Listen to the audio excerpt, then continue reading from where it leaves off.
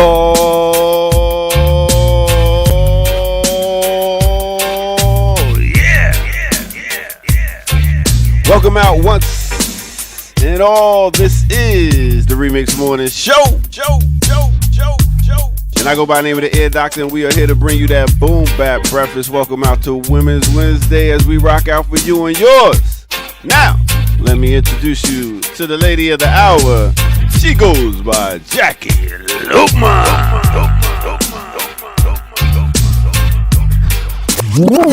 Shining bright like a star. I see you.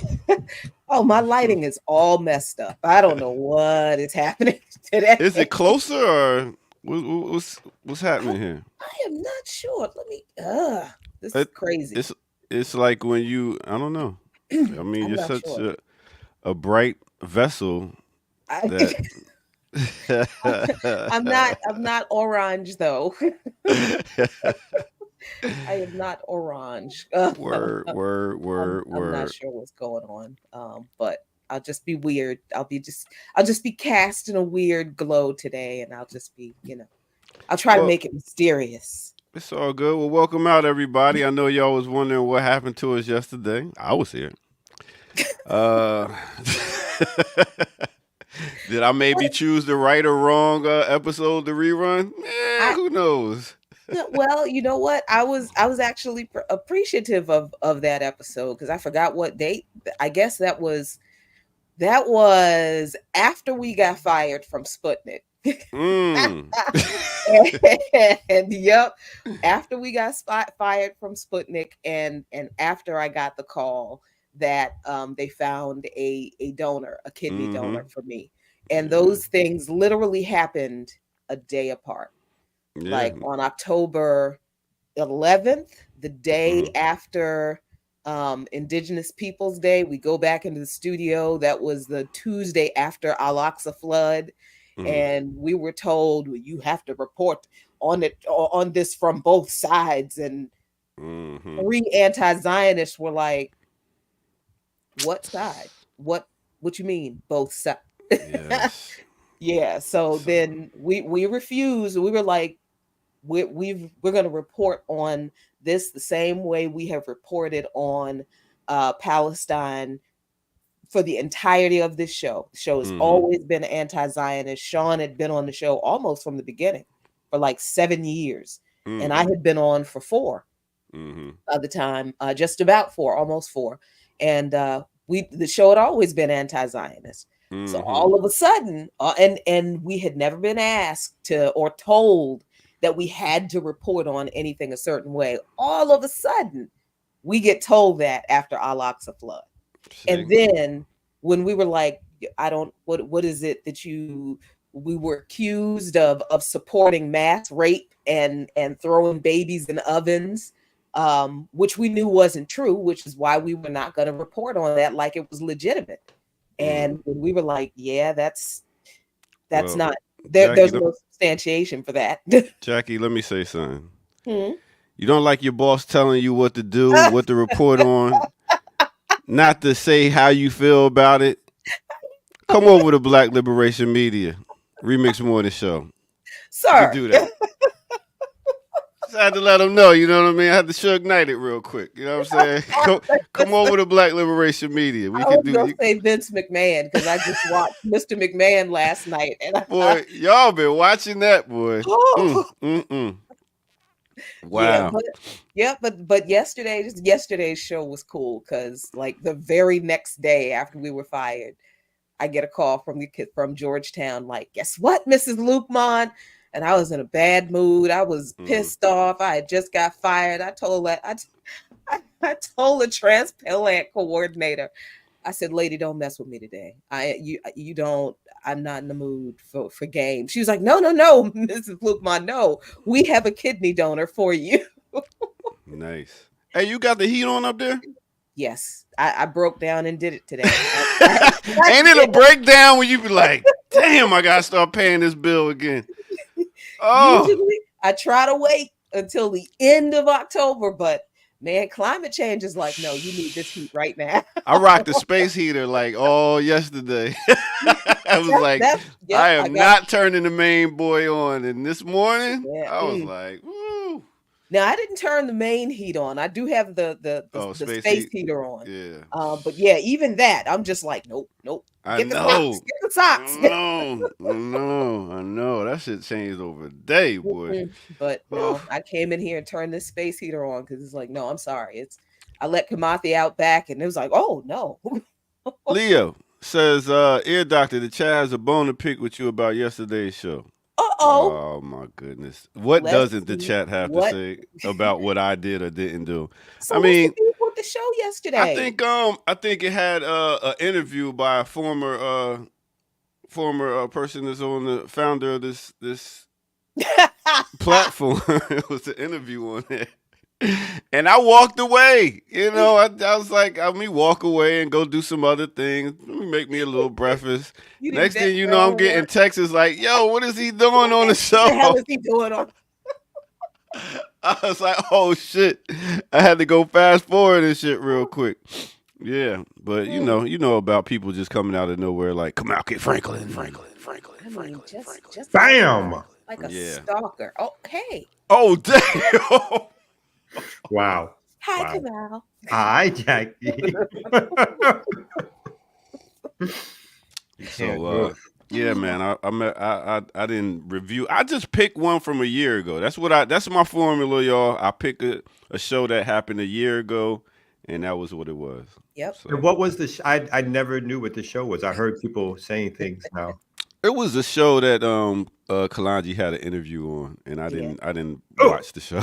I had to come fast forward real quick. It was like, live. I know people were very, very confused, like, oh, this is Jackie's anniversary. What? Yeah, exactly. What the They heck? were like, what? They got back. The band got back together. It's like, well, not quite. Oh, hey, man. we own all the shows. We should play them continuously, actually. The petty monster comes out to play. Man, listen. It's petty season. It is petty season. Oh, man, I get you. Speaking of petty, Erica Carey. Everybody getting slammed. Everybody getting slammed today. I mean, you said it, not me. I just repeated it. Wait, What's you good? been on vacation? Where you been? Homie, I've been all over. Yeah. He's been doing the Lord's work. Yeah. Hi, Air Doctor. Great show yesterday. Thank you. Appreciate it. I'm glad, I showed up and nobody else did. Tis petty season. Air Doctor, what are my days? Huh? What am I scheduled? Because I feel like you make it seem like I didn't just show up. No, you did. No, you're right on time. Well, not today, but you're here on the day, But yesterday we had some people stepping away.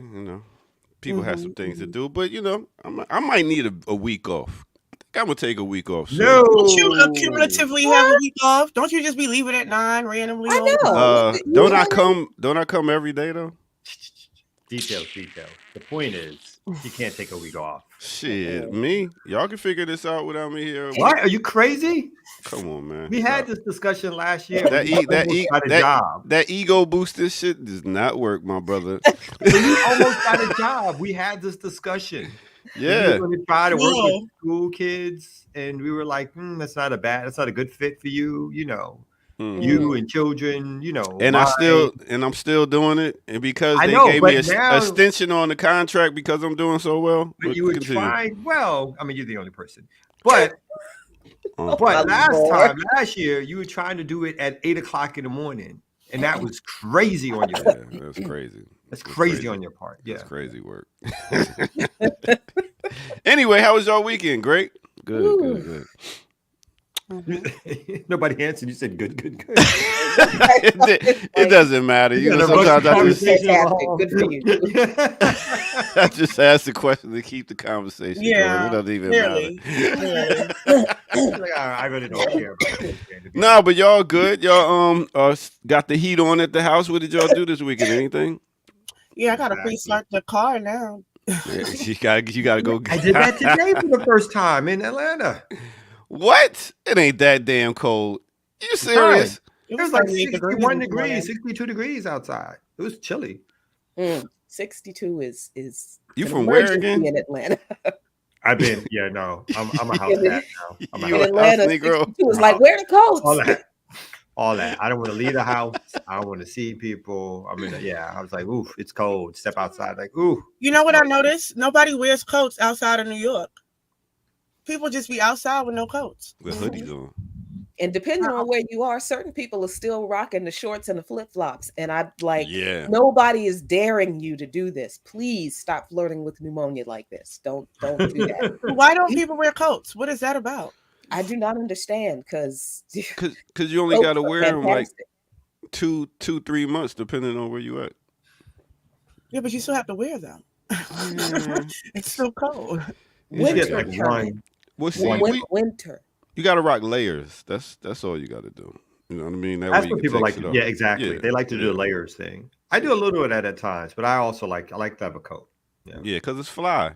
I was gonna say that. I think that's the only reason why New York is so that you can, know how much your Mermont costs. Yeah, we come from a fly era. You got to rock the sheepskin, the bombers, and all that stuff like that. That's a layer of sweat underneath all of that stuff for me, and that just screams hypothermia. Nope. Oh no. Nope. Ooh, man, I'm glad I ain't getting too old. And then I'm not even ashamed. I am not even ashamed. Like hot flashes, cold flashes, it's too much. God damn, you don't know what to wear. I have to be. See, I can take a coat off when I have a hot flash. I can open a coat. 5 layers of clothes. I'm getting arrested. And that's not. You can't. No. And I'm gonna probably pass out before I get arrested from overheating and sweat. No. What you say, Kamal? No. I was asking about your age. I forgot how old you are. Oh, I'm 48. I'll be 49 next month. Are you a little old? Okay. Yeah, not too old. I'm way. I don't like how Ricky's face just stuck for a minute. I don't know if the screen froze, but I just don't like it. You think it's your face. A couple of years? I was just, minding my business. I see. All right. Well, I guess we got some stuff to get into since we didn't get into anything yesterday. We can go ahead and get into some news and stuff like that. You're just not gonna let it go. Just go ahead and do it. All right. Let's take our first break right here on the Remix Morning Show. Let's go.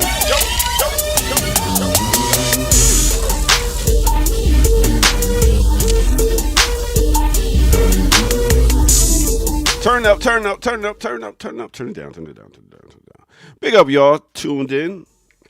This is the Remix Morning Show. I'll go by the name of the Ear Doctor. And please make sure you hit that like button, subscribe if you're new to the channel. Go to patreon.com, become a member over there, and get footage that's rare. And yeah, go ahead to the bottom of the screen. I mean, you see what it say. BLK, liberationmedia.org. Go ahead and donate. Because we can't wait. All right. With that said, let's go ahead and get to a weather break since y'all need to know what's going on in the world. Let me snap the map. Y'all like snapping the map? All right, boom. Let's talk about it. Let's start off in the ATL. We got a high today of 60 degrees. Yes, only 60 degrees. Next, let's take it to BK Brooknam. They got a high today of 57 degrees. Chicago, 54 degrees. It's getting cold, y'all. Houston was 90 degrees yesterday. Today it is a high of only 72. What a fall. Oakland, California, 70 degrees. Next, let's take it to Bermuda. Big up to all my Burmese out there. 80 degrees. Next, let's take it to Zinder, Niger. That's right. Minus the G, Niger. They got a high today of 98 degrees. Woo, man. That's pretty hot. But I tell you what else was pretty hot. Morris Brown's homecoming. That's right. Let me take y'all there. Big up to my man Ja right here, who's now a professor at Clark, Atlanta. Yes. Big up to all my people right here. That one guy right there, Jelani, used to be Kamal's boss. Big up to my other peoples right here. That we got this guy to be the SGA president. Made sure he got him in office. My man did some time. He out. Boom. Big up to my sister right there. Big up to my professor of African Studies, brother in all that, Masiki Scales out there. Big up to my sister. This is how the yard was looking. We was out there getting lit. Everybody was nice. You know what I mean? The club, them DJ'd the club. Everybody came out to the club. So it was a beautiful night. Big up to everybody that tuned in, showed up, and showed out. All right. With that said, let's get back to the Remix Morning Crew. You know how we do. All right.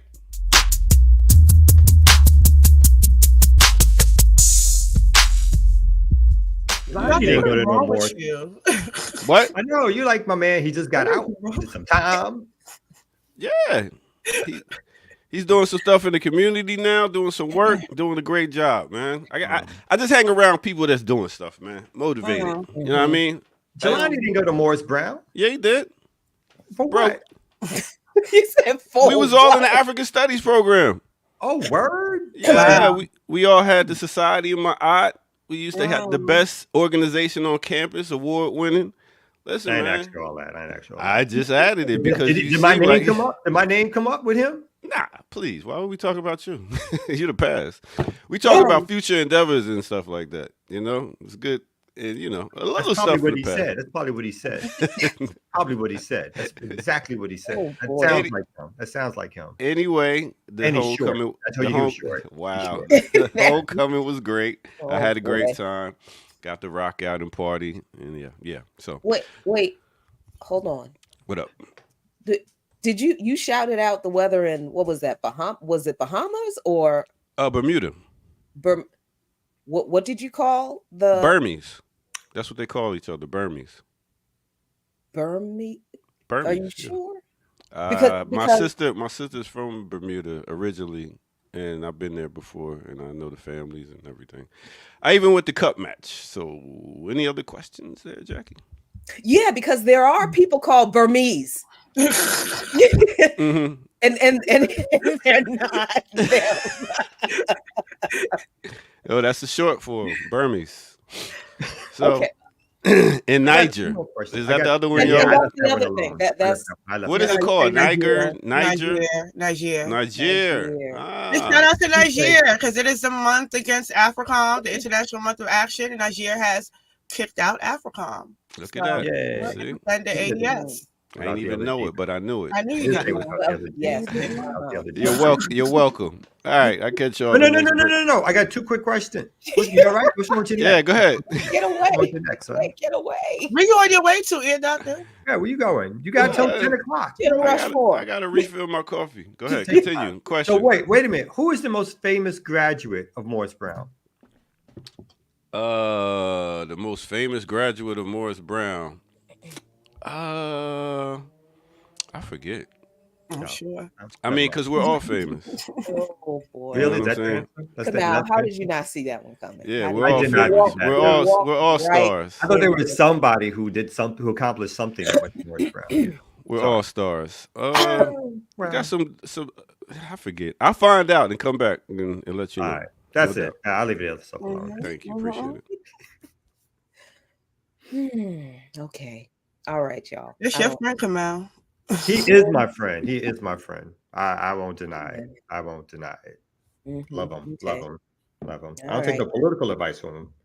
I won't take personal advice. I won't take personal advice from him. You know. But he is. I will. Yeah.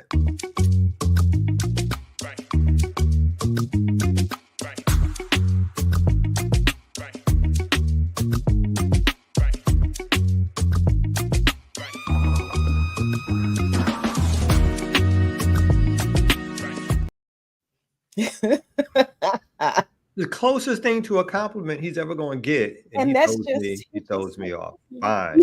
Welcome, everybody. Remix Morning Show here live for you. Black Liberation Media, no repeats. We have the great Jackie Lukman, Erica Keynes, who's been absent, but not absent from work, just absent from the screen. She's been doing the Lord's work, like you said. That was a compliment. It's like, it's good for her to be back. Welcome back. I will soon be at the conference. You know what I'm saying? All the plans have been made. You know what I'm saying? All the flights have been taken. I think I need a hotel room. I got to fix that. But everything else has been taken care of. BAP is having their one of their annual membership conferences. I feel like I have 12 every year. We do not have 12 every year. It feels like I have 3 or 4 in person convening is every other year. It feels like I meet more than that. We have new member orientations every month. Bi-monthly. Yeah. And we have membership meetings. Yes. So and in-person meetings 4 times a year. Membership meetings the regional and the citywide alliances have our own meetings. Okay. So yes, it does. Now has seen me 6 times this year, I believe. I know it's been a beautiful year. I feel like I got and y'all don't know, when me and Erica get together, we go into the corner and we start snickering like kids and chopping it up and stuff like that. Oh, is so that what y'all I love call this. it? I love, huh? Is that what y'all call it? Is that what we call it now? The corner. What's wrong with the corner? You trying to in the corner? That's what it is. That's what it is. Y'all sniggling in the corner. That's what it is. You start rooming. Sometimes in front of people. Exactly. We point at people and talk about them. We do that too. Yeah, it's like, and that motherfucker. Yeah, that. All that organizer talk. All right, so y'all got stories. Y'all want to get to? I do. I do want to. I sent it to Air Doctor, so. But there's 2 stories that I want to talk about specifically. Something that came about yesterday with the U.S. Treasury and the Canadian government. They have colluded together to put Samadoun, which is the organization in support of Palestinian political prisoner work, on the terrorist list. So I wanted to read a bit of that. Air Doctor, you have that link? United States and Canada target key international fundraiser for foreign terrorist organization, PFLP. This is out of Washington. This came out yesterday. Today, in a joint action with Canada, the U.S. Department of Treasury's Office of Foreign Assets Control designated Samadoun Palestinian Prisoner Solidarity Network, or Samadoun, a sham charity that serves as an international fundraiser for the Popular Front for the Liberation of Palestine terrorist organization. The PFLP, which was designated as a foreign terrorist organization and a specially designated global terrorist by the U.S. Department of State in October 1997 and October 2001, respectively, uses Samadoun to maintain fundraising operations in both Europe and North America. Also designated today is Khalid Barakat, a member of the PFLP's leadership. Together, Samadoun and Barakat play critical roles in external fundraising for the PFLP. Today's action is being taken pursuant to the Counterterrorism Authority Executive Order EO 13224 as amended. I could stop right there for right now and talk a bit about Samadoun and why this is an issue. I think when Africa Stream, when that happened, CBS wrote a great piece, and I wrote something on my Patreon, not as great as CBS, I think, but I think we spoke to the same historical context of this. We can name everyone from Garvey to Martin Luther King to the Panthers, that they use a particular, and even what happened with the bail fund in Atlanta, using fundraiser, taxing to attack a movement and to attack organizations. And I know that in the 80s, Ronald Reagan changed the tax laws and in the ways that you can use them for organizational purposes, so that it made it easier to attack revolutionary organizations that do fundraising. So this is always, there's a precedent that has been set for decades. So this is not what anything I think is new, but the context to which this is happening and developing, particularly out of the year of Palestine support, because Samadoun has been around for a long time. Samadoun is also a Solidarity Network member organization of the Black Alliance for Peace. We have work that predates the Al-Aqsa flood on political prisoners, connecting it from Cop City to Palestine. You can find those webinars and teach-ins on the Alliance for Global Justice YouTube page. Alliance for Global Justice is also under attack for fundraising. They do a lot of delegations, not just to they do delegations to Cuba, to Venezuela, to Nicaragua, to Brazil, just so people here can get an understanding of what's actually going on. They are under attack as well for their consistent Palestine solidarity. But what this is doing, I think, is alarming on many fronts, because it is definitely targeting the organization, not just for the funding, but their connection to any perceived connection to the resistance itself. So the support, the outright support, whether or not they are connected to the PFLP, it is the outright support and consistent support that they are being attacked under, because they have not wavered. A year has passed. October 7th, the Black Alliance for Peace released a statement, talking about this unwavering support. Understanding clearly why Palestine is important in this moment, and not that any other struggle isn't, but the contradictions in what is being exposed through the solidarity of Palestine across the board, from students to media outlets to independent networks to organizations across the board, has been targeted in such extreme ways. I mean, from Blinken going and the State Department, and essentially federal charges with Uhuru and the conspiracy charges. And while that is not necessarily Palestinian targeted, it is that precedent that they are using, where they can now target any one of us with conspiracy for being unwavering in our support. So I think this is we should definitely raise the alarm and signal flags about what's happening with Samadoun, not only because they are comrades of ours, many of them are. Charlotte is, for sure. Charlotte is does an incredible amount of work, and Charlotte and her husband have been targeted predating this Al-Aqsa flood, predating this year. So this is something that they have consistently called for support around. But I think that if you are in this movement, whether you are supporting Congo or Haiti or Cuba, what is happening to Samadoun is affecting all of us. And it is something that we need to put pressure on. We need to have a campaign, start to really discuss these issues. Yeah, I mean, I looked at that yesterday and I thought,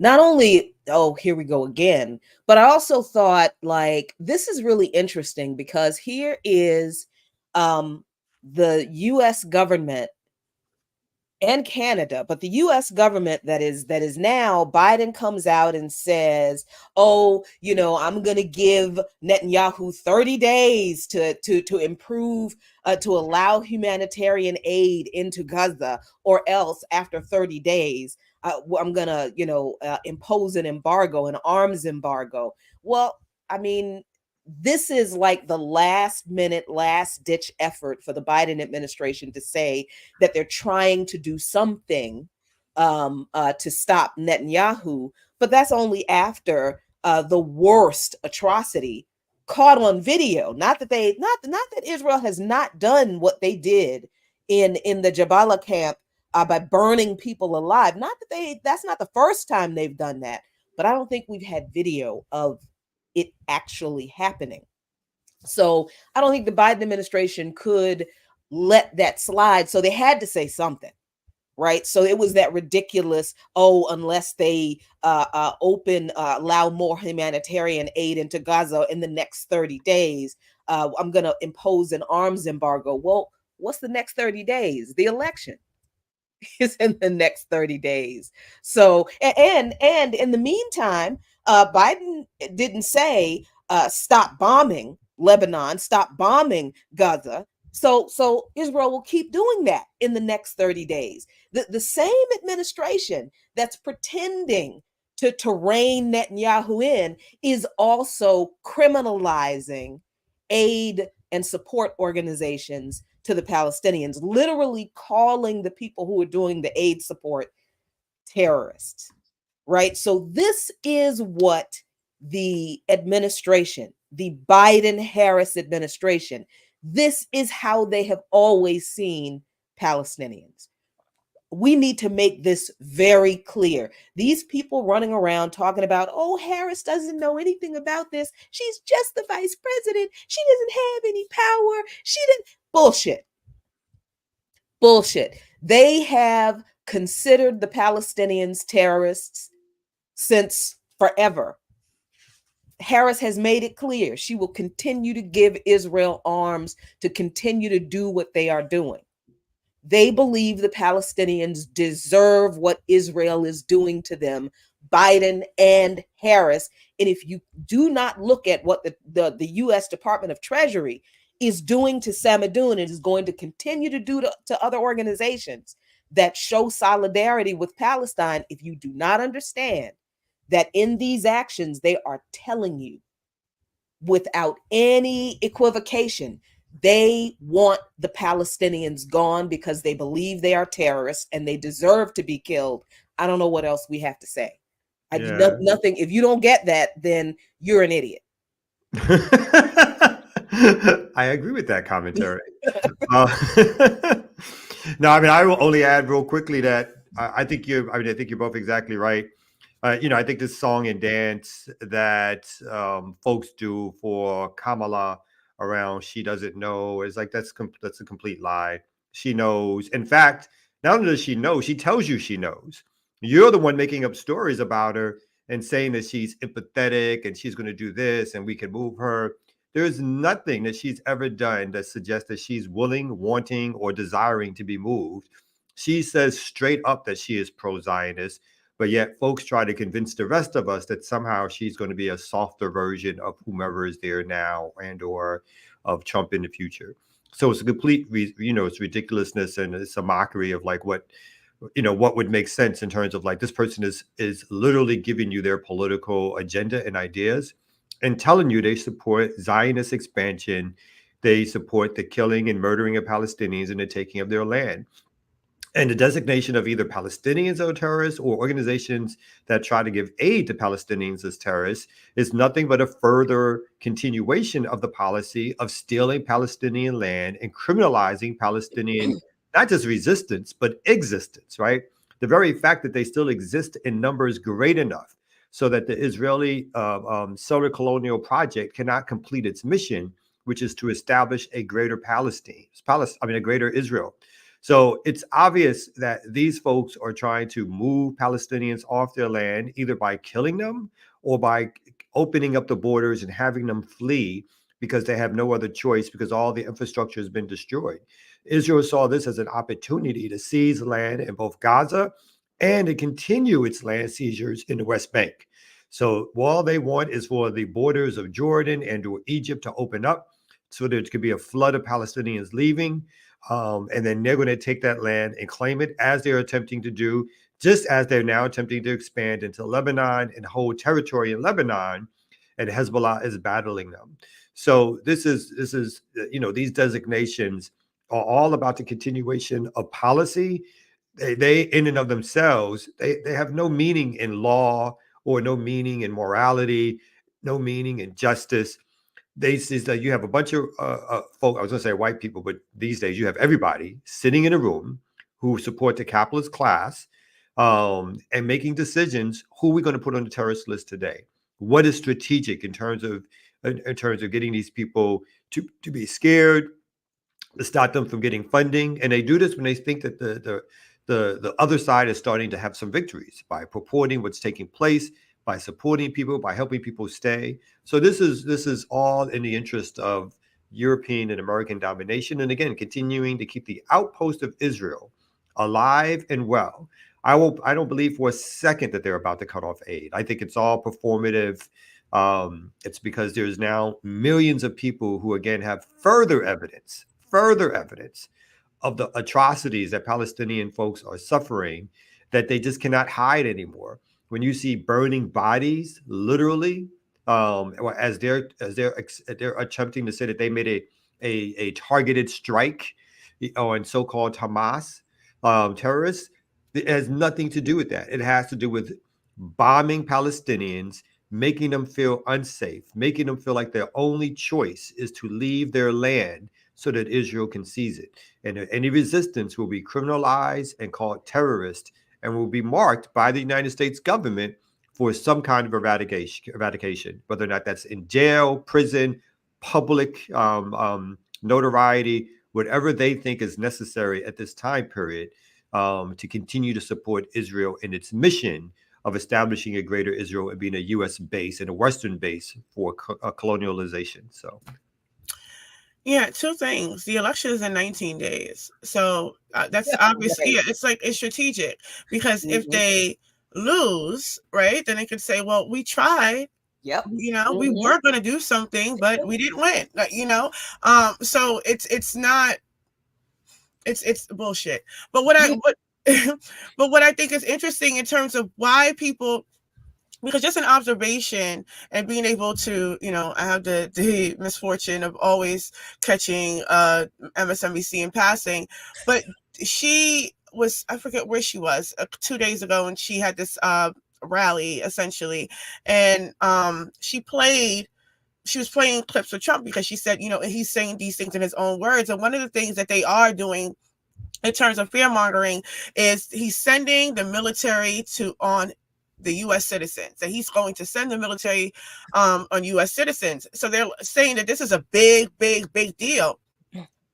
And to some extent, I understand why a lot of those tactics work, because the people who are really using the Project 2025 and even this latest iteration of what Trump is saying about using military force against U.S. citizens is from people who have no idea that it's already happening, because they're not involved in any kind of particular way in movement work, right? They are living their everyday lives and they're going to work and coming home. So the only thing that they're seeing is what they go to the grocery store and everything's too damn high. They go to the gas station, everything's too damn high, and rent is too damn high. And this right is not happening. This right, so when they turn on their TV, it's another massacre from the right? So they have only one particular point of view, which is why the reaction to people like us saying Kamala is only going to continue, this is things that are already happening, is more jarring than hearing what could happen under Trump, because they don't witness it. They're not around people, the 60 that have been indicted for RICO. Mm-hmm. They are not around you who remembers. They don't know who Samadoun is, right? Mm-hmm. You know, they're not involved in any of the Cop City organizing. So they have no idea that these things are going on, because if this was an actual issue, the Trump administration, because one, the military coming to use its own U.S. citizens is besides the point, because the entire U.S. police force from state to state is over militarized. They have access to military grade equipment through the 1033 program. Every single state, every single local police department, even HBCUs have that kind of access, right? Mm-hmm. So what does it even mean to have? But then also, Tim Walz and the National Guard on protesters in Minnesota. And to the point of the 1033 budget, it is connected to the Department of Defense, and not 1 year as that budget went up has the Biden-Harris administration pushed back on the 1033. Mm-hmm. Not one time. So this fear mongering about militarization or the military being used, they have not overturned Operation Relentless Pursuit or Operation Legion, which was the DC, what we seen in DC in 2020. Mm-hmm. When they had the National Guard attack people, that was under Operation Legion, and they've never overturned any of these policing systems. Like all these institutions still exist, Mm-hmm. and they have only continued to fund them. And it's been our ass to catch. So the people who are unable to see that are the people who have the luxury of watching us. And I will say luxury, because when you are not involved directly in this movement work, when knowing we are at war, Mm-hmm. then I mean that's a choice. Mm-hmm. That is a choice. And where we are at this point in time, that is a choice. Mm-hmm. And I can't, it's not for me to judge why people make those choices, but it is a choice. And when you choose not to involve yourself in a particular movement space and movement work against these things, then you are oblivious to all of these things happening. Mm-hmm. So then it does work to say, well, this is what could happen, because you don't even know that it's happening now. Mm-hmm. So the pushback around what we're saying about Kamala Harris is always going to be that. It's always going to be, oh, so what, you want Trump? Oh, but look at what Trump is going to do, or look at what Trump is going to do. Meanwhile, we come up here every day and tell you our comrades just got conspiracy charges. Our comrades just got RICO charges. Our comrades are now on the terrorist list. Our comrades just got banned from Google. They have no access to their Google. That's our direct comrades. Mm-hmm. Yeah. And go ahead. I'm so sorry, Jack. No. I think that it where I depart a little bit is that I think a lot of people actually do know. They just don't care. Because it's not them. I think the folks who are the Dem Party operatives, the people who are who are already engaged in some type of electoral political organizing, they know.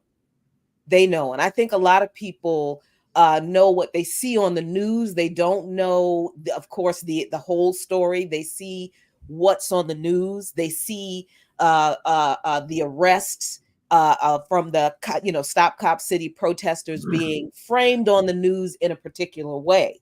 So they know that there is some confrontation between the police and protesters, but it's not them. And so because it's not happening to them, because the police are not coming after them, they don't care.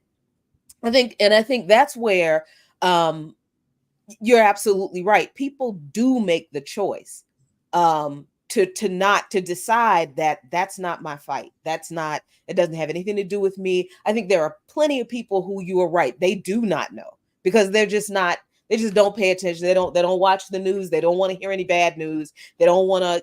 I think there are millions of people running around like that, and they don't know that some of these things that are happening. But I think a lot of people do know, and they just choose not to be engaged, not to be concerned, precisely because it is not happening to them. And I think a lot of those people are thinking along that, well, if they protested the right way, they wouldn't, get the police pissed off. And if they didn't say this, if they didn't say that. So I think a lot of people are still stuck in that very much indoctrinated respectability kind of thing, that's not how you protest the government type of thing. But I do believe, it's absolutely true. People choose not to care about the fascism that is already happening to other people just because it's not happening to them. And we know how that goes, because there's a whole poem about that.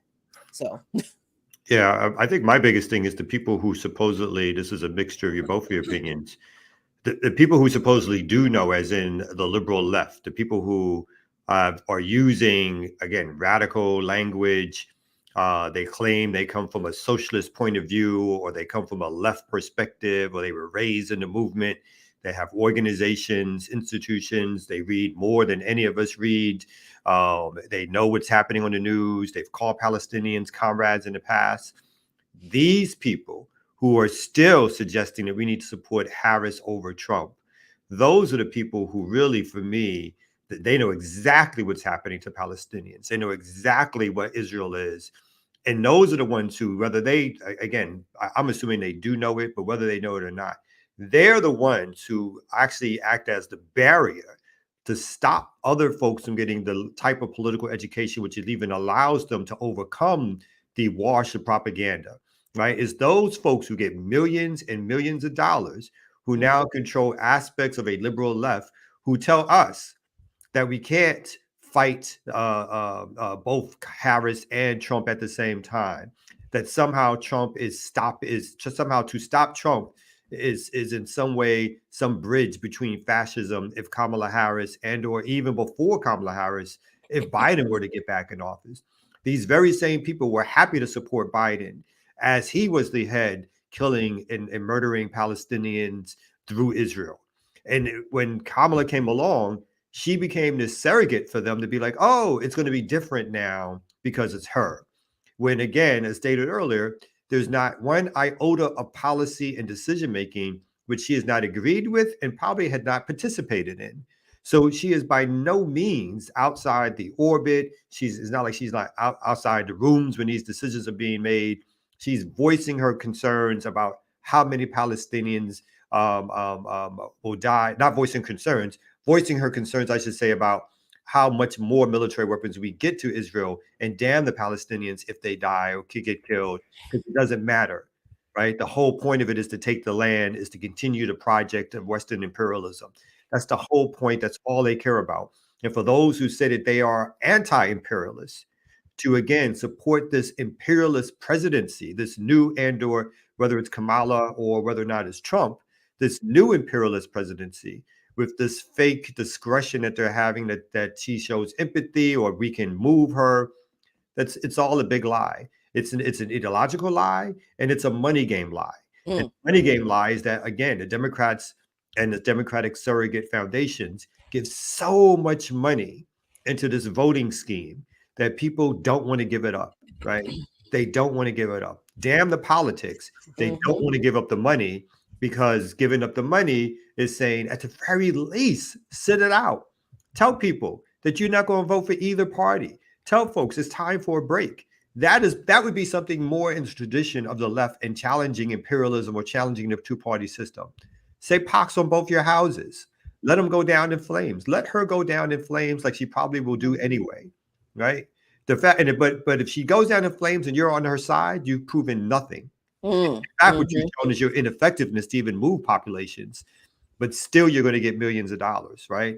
So let her go down in flames without you so that you can come back and make some demands or start another party or join the Green Party or whatever it is to show that you are actively working against the imperialist system instead of saying to the rest of us that we're being too leftist, that we're being extremists on our own, or that you're being strategic, because you're not being strategic. You're doing the same thing that's been the strategy for the last 60 years of Black radical or Black political existence, which is no matter what, is to vote Democrat, no matter what they promise or don't do once they get into office. You're just in a long line, and now you're just using radical language to back up what you're doing.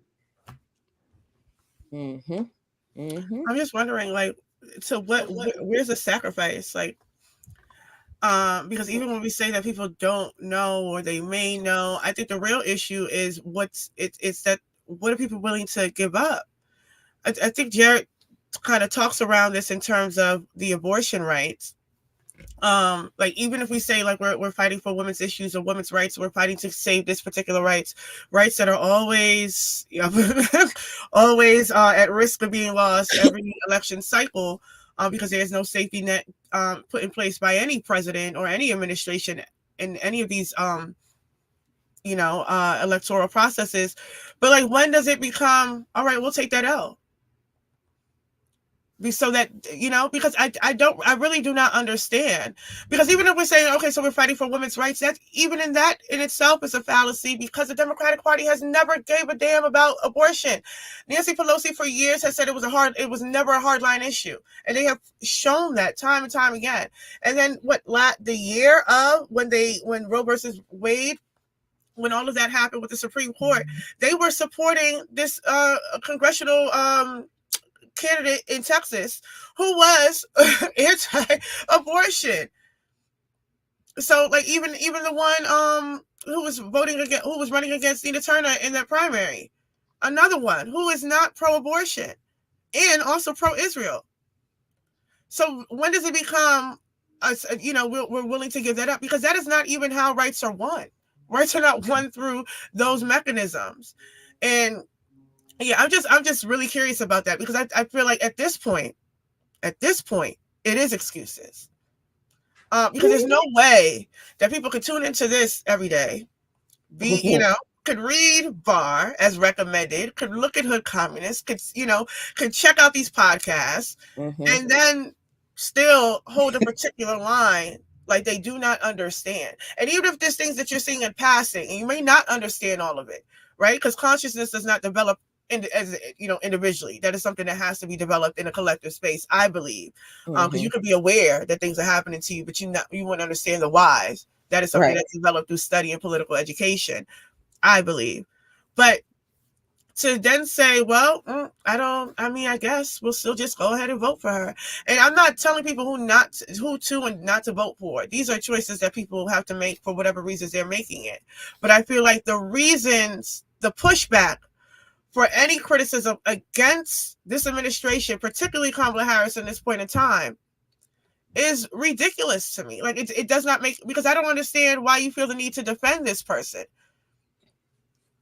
You could just go quietly vote. I wouldn't know. That's what you're doing. That vote is your own business. It's the defense of it. And then it's the false narrative of, well, you just want Trump to win, or it's going to be worse under Trump. And all of these things that they're doing to, like you said, there is, I don't know, I think there's a myriad of reasons that it's happening, from the political elite to the everyday Joe, right? And it could be propaganda, and it could be the money that's coming into it. Could be all of these things. But I do think that people are unwilling to sacrifice in whatever position that they find themselves in. I think that is primarily it, because I think of people I know who are, they are like literally afraid. Like, when I talk to them, like a couple of my neighbors, you can see the fear in their face of Project 2025. And I'm just sitting there looking at these people like, so you really don't know that it really is, a lot of these policies really are in place under Biden, that you really don't know. There is that. But then there is also, I think, people who are afraid of losing what little bit of certainty they think they have now, right? I think that is a big, big fear of the unknown. Like, people are like, yes, I know Kamala Harris is bad. I know she's bad. I know. But I don't know how much worse it's going to be under Trump. That's what people have said that to me. Like, are you serious? We survived that dude once already. What? So I think there is that.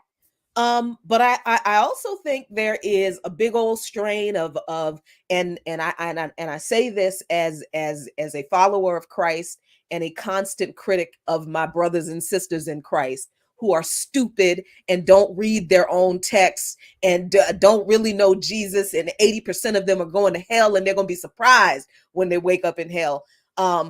There's a serious strain of Islamophobia among a lot of folks, because of stupid bullshit misinterpretations from the Bible, because of the subversive anti-Muslim teachings that have come from the Christian church since before 9/11, right? Because there's a whole fucked up narrative about Arabs in that's a misinterpretation of scripture in the Bible. I think there's an aspect of that. There's a lot of Islamophobia.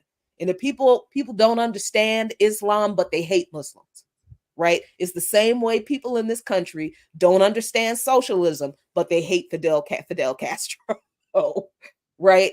I think there is plenty of that, but ultimately at the foundation of it, I think what we're seeing in people is the effect of individualism elevated as a part of a value of being a citizen of this country, or of being a patriot, as opposed to being concerned for the interests of the whole. Because ultimately, that to me, that's really what this is. It's like, These people, both of the representatives of these two political parties, one party, two different names, have told you they will continue to give the people carrying out this genocide weapons to keep doing it. And your response is, well, okay, but we have to vote for one of them. And to me, that speaks to the bigger issue of really just not giving a damn about humanity. People would rather ensure the little bit of comfort they think they have, because I think people do know they're not going to get anything from Harris. I think people look at that platform for Black men and tell me, look at that mess and tell me anybody thinks that woman is going to actually do. Come on now. I think people know that she's a lightweight, and the Democratic Party has never done a whole lot for Black folks, but people would rather hold on to the little bit of comfort, certainty, whatever it is in their mind, than to do something different and not know what they're going to get, even if doing something different means they are standing up for humanity and they are making an active step to try to save other people's lives. That to me is what I always go back to. Like, at the end of the day, whatever reason you have for continuing to support this woman, this political system, you're doing it knowing that you could do something else to save people's lives, and you just choose not to. And well, let's make a choice now and bring up the ear doctor for a break. Yeah. That's wild, because the camera crew came back through Black Man's Lab again, to ask about the Black man's votes. What are y'all doing? Blah, blah, blah. Mm-hmm. And I think a lot of people are just like, I'd rather go down this road that got some messed up stairs than go to this road that got no stairs. They look at Trump as in, like, we know his hate, we know who he is, and we know what to expect. Over here, we don't really see the hate from her because they're not thinking about the whole genocide thing. So they're not thinking about how people are propagandized to this degree where it's all about, well, she looks like us, she says kind words, she promises she's going to help us. And then when she gets in, damn well they're not passing any legislation targeted towards Black men. They're not going to give them the crypto? Except for longer prison sentences. She's talking about another criminal injustice law that winds Black men up in prison more. That's about the only thing we can expect from the federal government that will massively do anything around Black people. They don't do anything otherwise for Black people except pander. They pander every 4 years. You know what I mean? Like, this she threw her last hook out and said she's going to talk about legalizing weed. She'll be here, I believe, this Saturday in Atlanta to come get some more. Which I don't know. I mean, again, I feel like this is my old age. It's like, don't be throwing out no fucking marijuana policy like that's some sort of targeted community response. It is. Like, who are these people sitting in rooms for me going like, you know what appeals to Black men? Let's get some better weed policy. You know what I mean? Let's not lock them up. It's one thing to say you're going to decriminalize something or stop sending people to prison who shouldn't be going to prison because everybody uses it and more white folks use it and stuff like that. That's one thing. You can say that you're going to do that. I'm fine with that.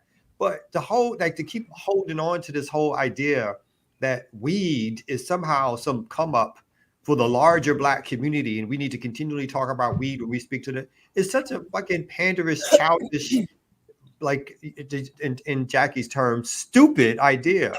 Yeah. Yet it sells because of the propaganda system we have in the United States doesn't give us any understanding of how politics works or even to break out of the sort of systemic control, as you're saying, that the Democrats or the system has over us by saying, oh, we're going to give you these choices, these two choices, and supposedly they're different. But again, we really know that they're not different. One is more performative than the other.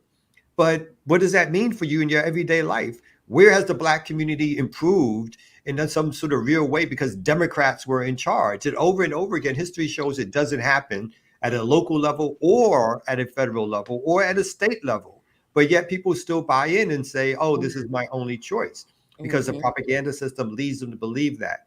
People have other third-party choices. They have other choices to sit out the whole goddamn election, and they have choices to organize against all these folks so that we can really fight for some real liberation in our lifetime. So I think people are being steered down the road, and again, like we said this last week, all this talk about black men, when black men are usually right below black women, is the second highest percentage of folks to vote for Democrats. Mm-hmm. Where's the smoke for your white folks? Where's the smoke for your white women who are like, upwards of always supporting Republicans in the majority? Where's your smoke for your white people that you're constantly going after, who are supporting Trump and so forth? You don't do no smoke with them, because them you scared of, or you got respect for, or the whiteness somehow blinds your eyes. But you can pick on black people. You think black people won't fight back because you feel like we ain't got no place to go. And then these other Negroes don't tell people they got no place to go, so they think that this is where they got to sit. I got to sit in this damp water and vote for this goddamn right-wing Democrat who's not going to do anything for me. Anything. Did anybody ever get out of jail from the weed decriminalization thing that Biden did that we said was bullshit? It was bullshit, and because nobody got out of jail, because nobody was in federal prison for simple possession of weed. And see, Harris, Kamala, that woman, if she really, we'll talk about that policy platform when we come back from this break. Because Jesus Christ, she had to have asked a fucking AI bot for that shit. I think it's a tactic to drive a further wedge in between the black man and the black woman. If Trump gets elected, because black women gonna be like, see, y'all ain't vote. Watch. All right, let's get to it. The elites will tell you that. Yeah, let's get into it. Yeah, go ahead. All right, let's take a break. I know you gotta go to the bathroom. All right, let's do it right here on the Remix Morning Show. Let's go. Jumps by the vision, some's how I'm living. They slum with discomfort, it's the numb that I give them. Get my weight like an ape, hung with the gibbons. Slung knock in the park, getting crumbs with the pigeons. Yeah. What's good, everybody? Welcome out. This is the Remix Morning Show. Want to send a RIP to the brother MC named Ka.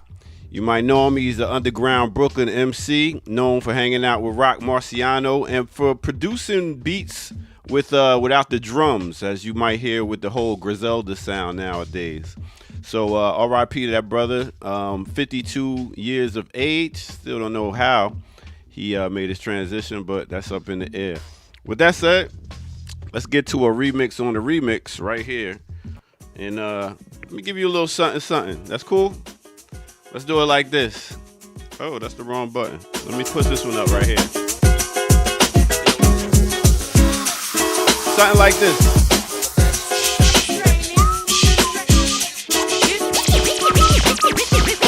It's raining, my body's calling. I'm in need of my darling. You will want it's raining. It's raining, my body's calling. I'm in need of my darling. You will want fire under me, baby. Come on, bake me to give me peanut colada. I get laid in the rain. On the way, always with me. I dare not complain. My baby got me balling out from pain. But that's the way I want it, because my body must feel what me say. Hey, I know you lose them man to them, no style. I pop out their body and I want like them guy. When me want me man, me just be man, me right. Take out the whip and like a jockey, me a glide. All right, let me take you to a time and place. Let me take you back to 1994 with them gal them called Lady Saw off the album Lover Girl. Name of this song is It's Raining. Mixed with a little bit of 1999, we talk about the Lox off their album We Are the Streets. Name of this song is called Ride or Die Chick featuring EVE. Yes. That's your remix on the Remix Morning Show. What you can do is you can go and like, subscribe, go to patreon.com, become a member over there, get footage that's red, and yeah, donate. At the bottom of the screen, you see blkliberationmedia.org. Please go there and show your love. All right, with that said, let's get back to it right here on the Remix Morning Show. Let's go. Getting high with the Gucci frames over our eyes, sweet to the towel. Still won't in the bands, push the bands. Yeah, I need a ride or die chick. Okay, what's good, y'all? Big up to Ka. I know you don't know your Brooklyn MC coming out of your way. Nah. You're Very- right. I'm yeah. sorry he passed. Brownsville. I didn't know who the hell he was. Brownsville. Yeah, very underground. Never But ran, never will. but known for producing that whole sound. A lot of people hear without the drums and the beats nowadays. So big up, big Oh. up. All right, so there you go. Later, Gators. I'll catch you on the next break. Peace. Nice. Yeah. Well, let me just say before we get started again, folks have been talking about donating to Black Liberation Media, but y'all been drying up on the resources a little bit. So let me drop this in the chat because I feel like, the Patreon is going well, but the support that we need, that we used to get on the platform, and y'all used to drop 5 here, 10 there, 15 here, 20 everywhere. That part is not as that part. Yeah, you know what I'm saying? I feel like I was a pole dancer. I was getting some tips. I feel like my tips are dried up since since you can't stuff it directly down you can't do that no more. Now you got to do it little whatever. I feel like my tips, I'm not getting as many tips as I used to get. So I feel like y'all got to come up with some more tips, some other ways to give me my tips.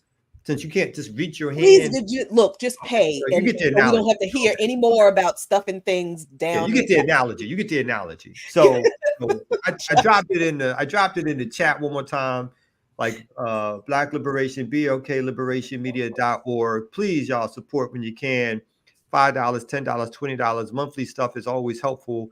It just keeps the band going, helps us support, again, other additional projects that we have and everything else.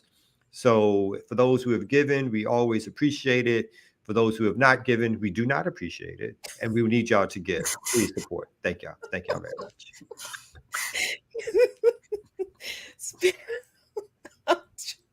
Speaking of not appreciating, that was so funny. Y'all, please give some money. You like the analogy, right? It was a good analogy. So we don't have to hear any more stories about stuffing dollars. The same, like you get the analogy, right? It was right. Yes. Yeah. Okay. Used to be right there for them to reach in. Yeah. And time is hard. If Kamau is on the poll. I know the economy has crashed. Because I thought he had people out on the corner for him. He usually had the people on the corner for him. Now he got to work the block. I know, down to exactly. I'm back to being on my own. Now he working the track by himself. Yep, because his whole stable was like, you know what, we quit. I you think a that's bad right. daddy. Bye. They unionized on him, Jackie. They got out of there. Whew. I think that's correct. That's a great analogy. Yeah. I'm personally on the pole. You know what I'm saying? I got a manscape and everything. Jesus. Oh, no. There's a lot of hair up in there. I'm sure. Okay. A lot of hair. Yeah. Yeah. There's a lot. I got to do a lot. And there's a lot.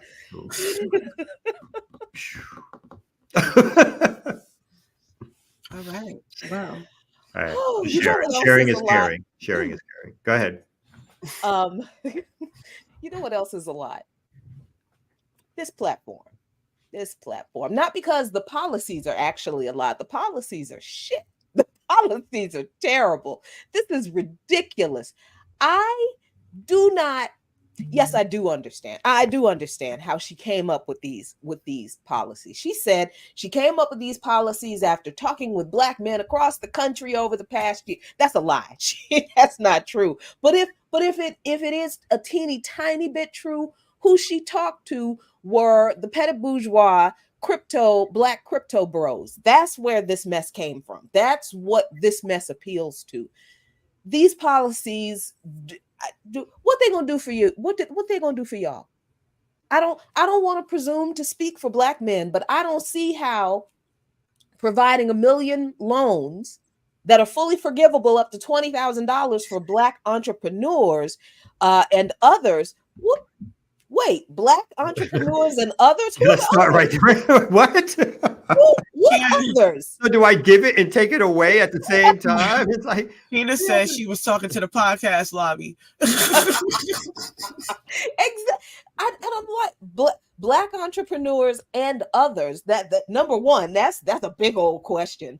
Number two, the average startup cost for a business, a small business in this country, is between $30,000 and $50,000, and that's for a very small business. But she only gonna give y'all 20 grand. Really? Wow. Okay. And aside from that, most people don't even want to start a business. So how is this going to help Black men in general? All right. I can't wait a minute before you go on. I can't even count this number. So she's claiming she's going to be giving $20 trillion. How much is 20,000 times a million? I got like 9, 10 zeros up in this bit. So she's all of a sudden she's going to find in the budget to give like 20 billion or $1 trillion, whatever this real Fully forgivable is. Fully forgivable. Totally forgivable. Totally forgivable to Black people and others. And others. Or Ukraine. Others. Ukraine. Or Ukraine. These new missiles are here to help Black men. Don't you understand? Yeah. The Black men need it more, Ukraine. Exactly. Exactly. Yep. These missiles are for the Black men in Ukraine. That's what it's all for you. We wrote the name of Black businesses on each missile. We support the Black businesses as we give this money to. It is the most. It's not. It's ridiculous on its face. When someone says, "I'm gonna let us move on." I'm sorry, Black entrepreneurs and others. Who the fuck is others? Everybody else. The middle class. The middle class. Because that's the only class that she acknowledges. Yep. That's right. In the title, it says it's for Black men. Mm-hmm. And the smaller print is for Black entrepreneurs. And then in the smaller print is for others. With 2 asterisks down at the bottom.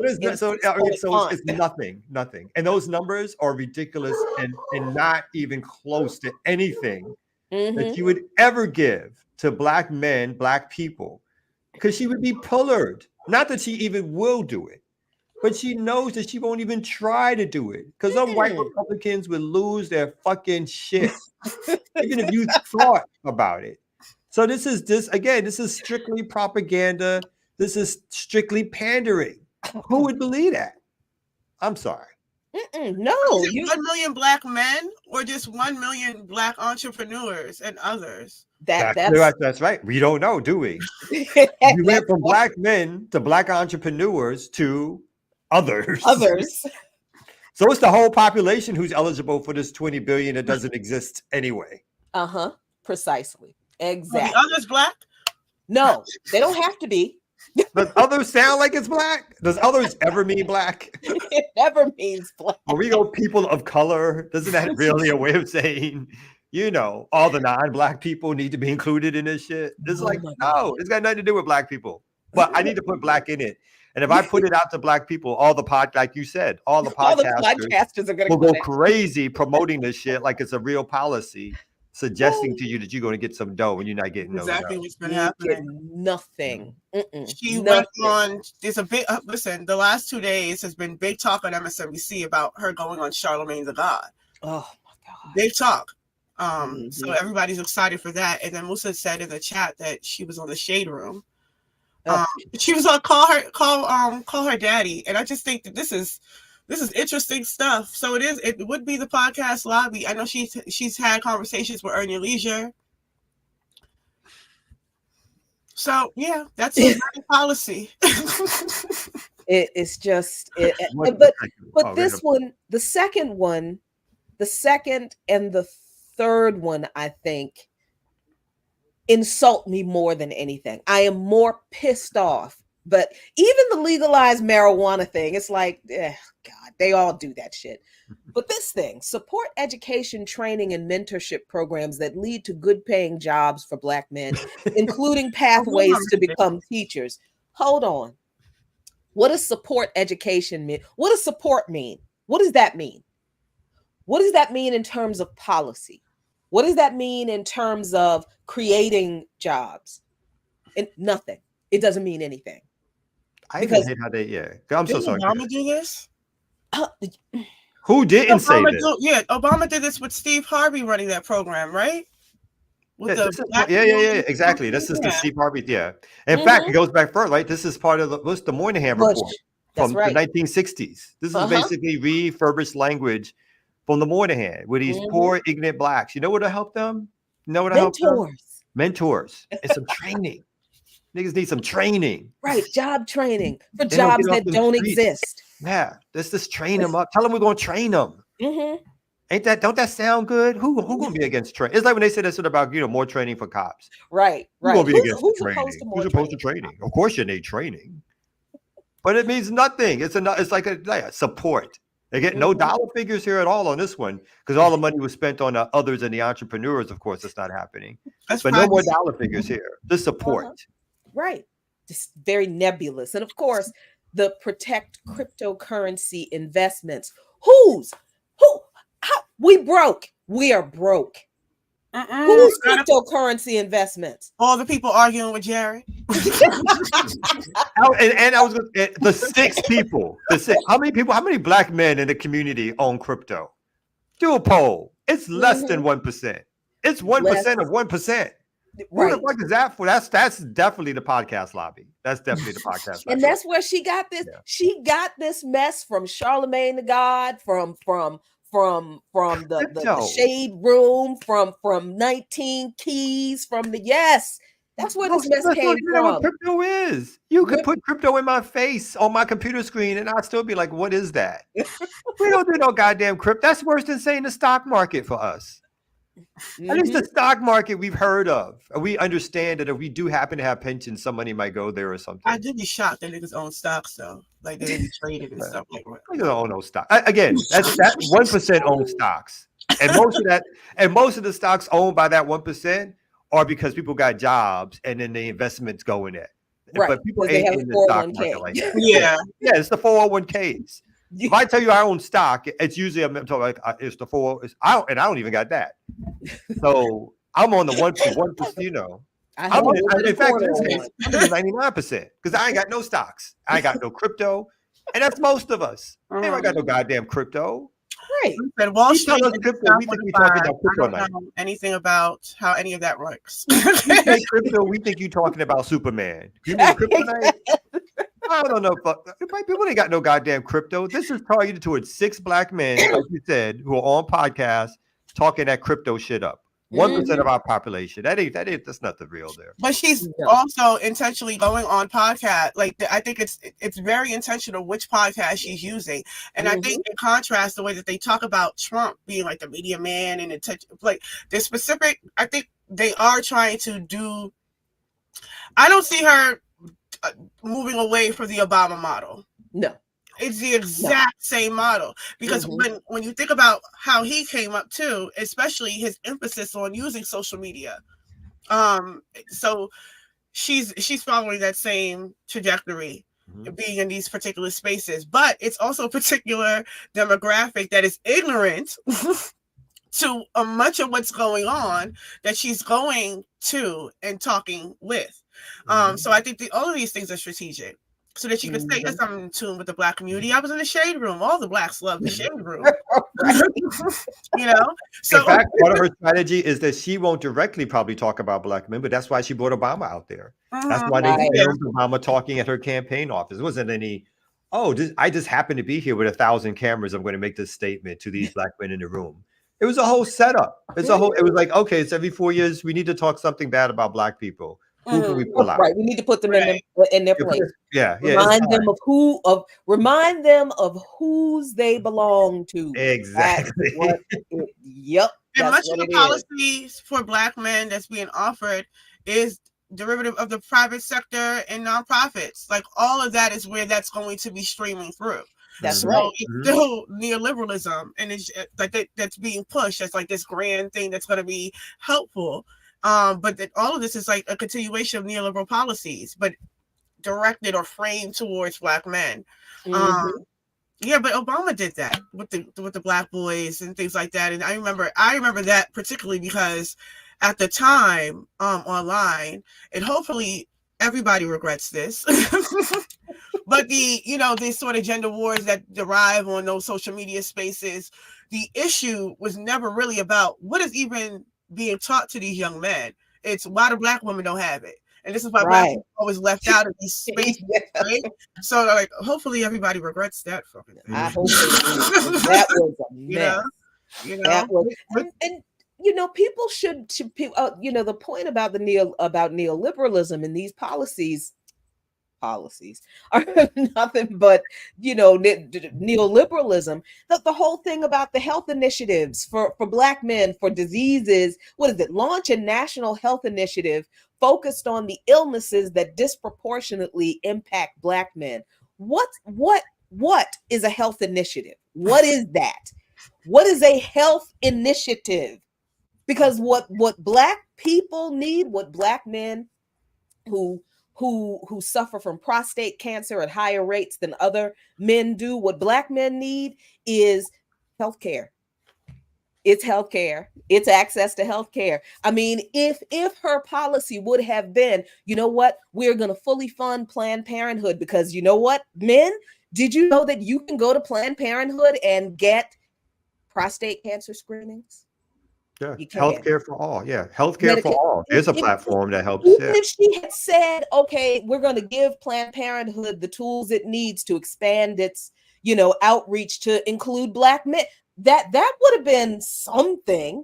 But what the hell is an initiative? It is another program that is going to be given to some 501c3 or an NGO that's connected to the Democratic Party, that's going to create some ads and buy a bus and wrap the bus with some nice images of black men, maybe provide some screenings here and there in the hood on cookout days during the summer, and that's it. Exactly what happens. And That's take them exactly pictures. what Take them pictures. And take them Nobody pictures. some nice pictures, Yeah, some that's videos. exactly what it is. Look at Kamala Harris's Black Men's to go Health bag. Initiative. And y'all still gonna die from undiagnosed prostate cancer. Y'all still gonna die because you can't afford the treatment to survive prostate cancer, because that initiative doesn't include health care. Yeah.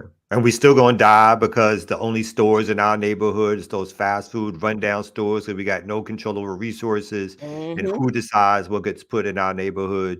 So all that, then like, you know, that solve some problems, give some money to the community. Let the community decide what stores, how things come into the neighborhood. Stop giving these subsidies to these big meat companies, which are basically causing holes in the ozone layer and tearing up climate. Those are real policies. That's real policies that impact millions and millions and millions of people. Real time millions of people. But instead, we get the cookout approach. And again, like you said, it's always the same thing for us.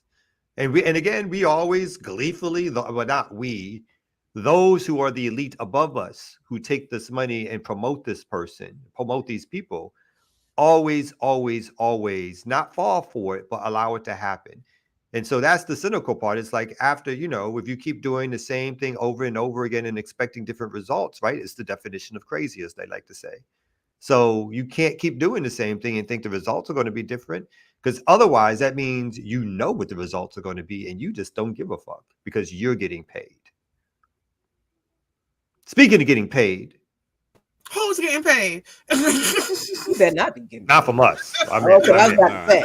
I mean, when you're trying to get that job, that jobby job. I'll be out in the streets getting paid. But yo, you know what's crazy? Whoa. That was I the thought word. you weren't supposed to say that kind of stuff out in public.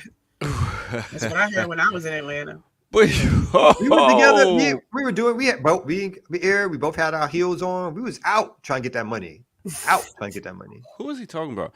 Hey, so I was out at the Kroger in the black neighborhood, and you know I go get my fake eggs, right?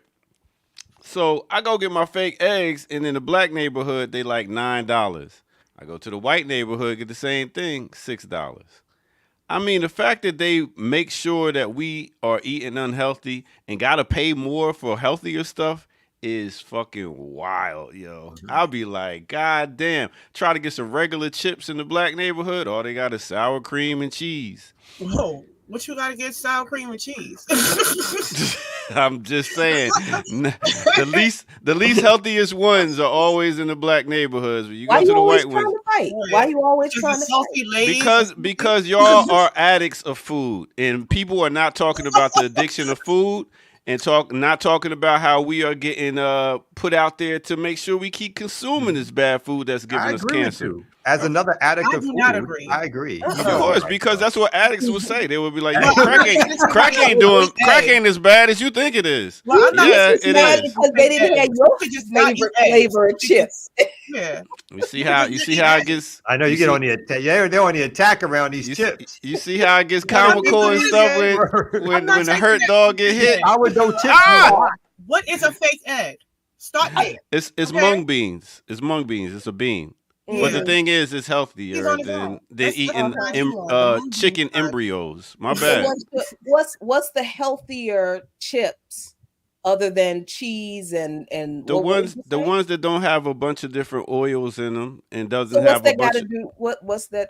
because they don't have them in the hood shops. You have to go to the white neighborhoods to get the chips that actually don't have a bunch of oils in them. Completely right on this one. Thank you. I mean, I agree with you on this one. I agree. I'm still in it all. You know, I might be getting the sour cream myself, but I think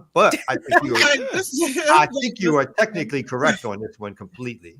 You're the ear God on this one. Thank you. Appreciate it. We went back out on the stroll together. Oh, whoa. Okay, let's take a mental health break after that one right there and get right back to it right here on the Remix Morning Show. Let's go. Oh, fake egg.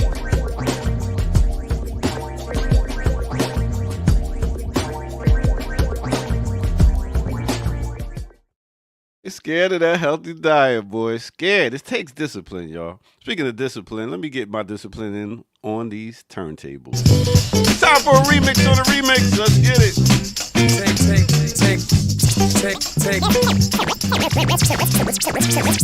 Take this for example, young brothers want rap, cause in the life they're living, you can't have step.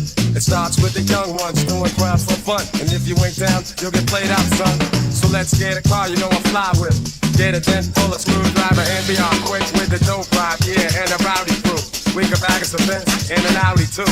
Even a Jeep or van, goddamn, we're getting our show. Take a trip up the strip and be like stars, so it doesn't matter if the cops be scoping. They can't do jack, that's why young brothers hoping to do anything, anywhere, any place. Buck wild in another court case. It's the code of the street. Okay. Let me take you to a time and place. Let's go all the way back to 1969. We talking about the Soul Finders, Eddie Bo, off the album The Hook and Slang, and the name of this song is called Hook and Sling.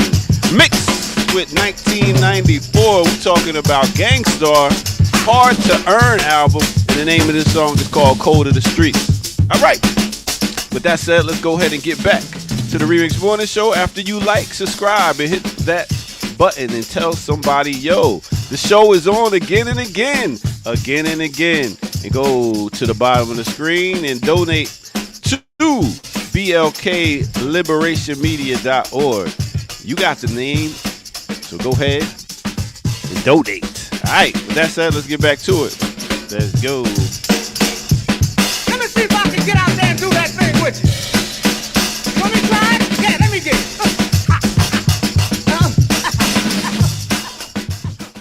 Yeah. I know it's heresy to say so, but I could never get through a Gangstar album. I would fall the fuck to sleep when I was listening to the whole album. That's a whole album. Y'all today. Oh my with Lord. Premier's tracks, you were really.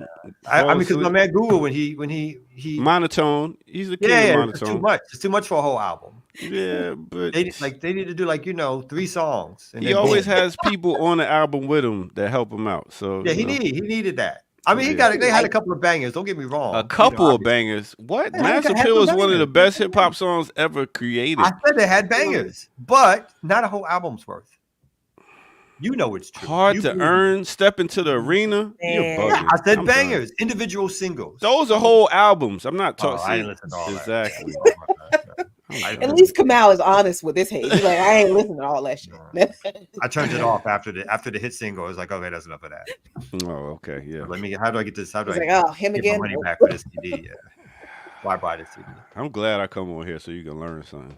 Oh all right. my, wow.